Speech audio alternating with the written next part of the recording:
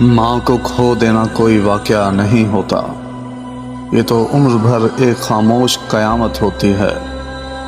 घर वही रहता है, दरो दीवार भी वही, बस एक आम दुआ कम हो जाती है।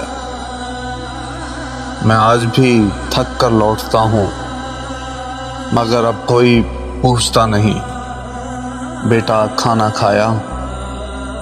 अजीब बात है, माँ के जाने के बाद समझ आया कि घर ईंटों से नहीं, इसकी आवाज से आबाद था। कई रातें ऐसी भी गुजरी जब मैंने आसमान की तरफ देखकर कहा, माँ आज बहुत दिल उदास है, मगर आसमान खामोश रहा। मैंने दुनिया के बहुत से रिश्ते देखे, सब के सब शर्तों पर कायम थे। सिर्फ माँ थी जो मेरी हर शिकस्त पर भी मुझसे मोहब्बत करती रही।